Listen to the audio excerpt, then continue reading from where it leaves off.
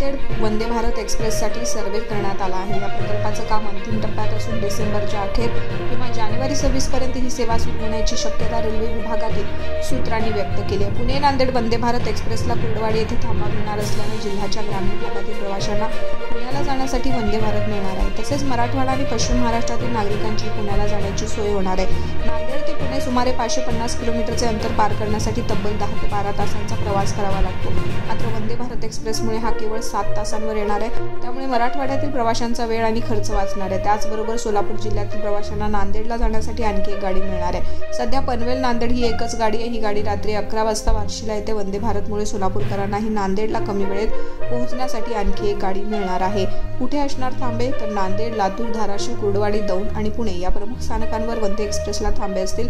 Vande Bharat express सुरू झाल्यानंतर मराठवाडा आणि पश्चिम महाराष्ट्र यांच्यातील दळणवळण अधिकरित्या सुलभ होणार आहे। यामुळे केवळ प्रवासाचा तासच कमी होणार नाही तर रोजगार, शिक्षण आणि पर्यटनालाही चालना मिळेल।